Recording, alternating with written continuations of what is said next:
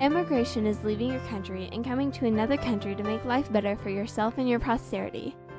Ever since people knew there are other places to settle, they have been immigrating from place to place for hundreds of years and even up until today. Some leave their home country due to poverty, family, war, religious persecution, political reasons, or simply to follow the dreams of their ancestors. But no matter the reason, these people immigrate to start a new life.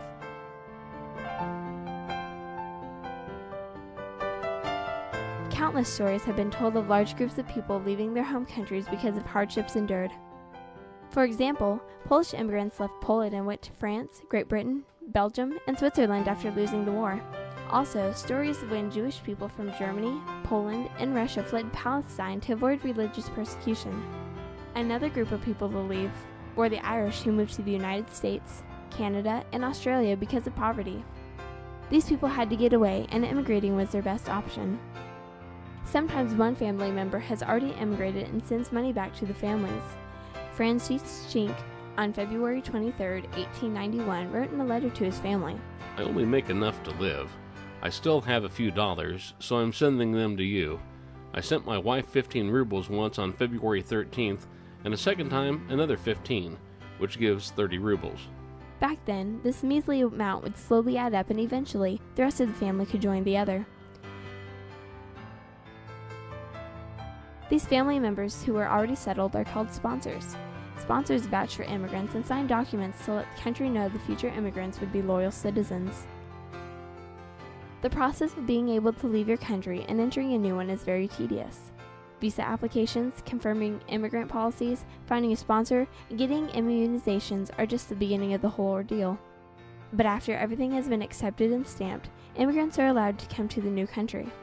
The Jones family, who immigrated from the UK to Australia in 2007, said, "We could not believe that the years of hard work and research had finally paid off. We are now living in a country that we had only ever dreamed of." In the late 1960s, the Aslandis family, originally from Greece, had a dream of coming to America. They sold everything they had and literally just left, with their only belongings being the clothes on their backs. At the age of 14 when they left, Angelo Aslandis remembers his family's journey extremely well. We packed our bags and we came to America, father and mother and 4 children, and we came with a big boat.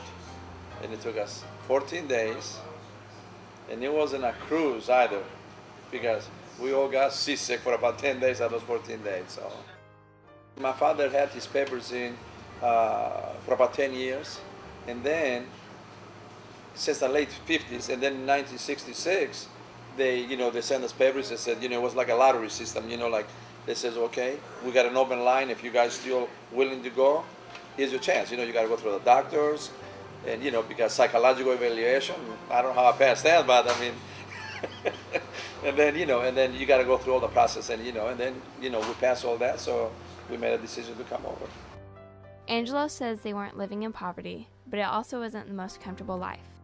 You could work as hard as you wanted to, or you could, but you couldn't go anywhere. It's just one of those deals where we never, we was poor, but we always had something to eat. We had clothes. We come from a little village, no running water, no electricity. We had 2 mules.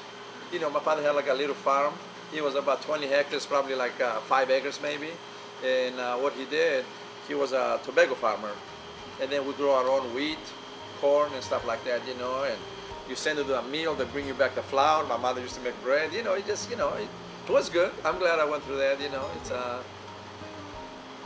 know, if you never have any luxuries, you don't miss them, but once you have them, and then you have no more then when you miss them, so.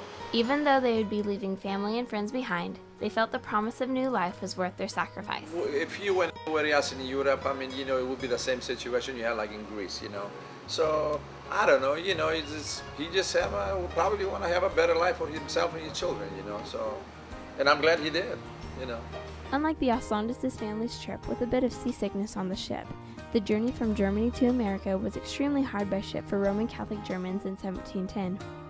Ships were overcrowded and typhus fever became a huge problem. From the 2,800 people that left port, almost 500 died, but for those who made it safely, America was just as amazing as they had described it. A dream always seems so far away, yet always attainable, doesn't it? Families save, apply for citizenship in the new country, and await their future to see if immigration is even an option. In the long run, the wait, the long trip, or hardships are all worth it because of the fact that a person is beginning a better life for them and their future generations.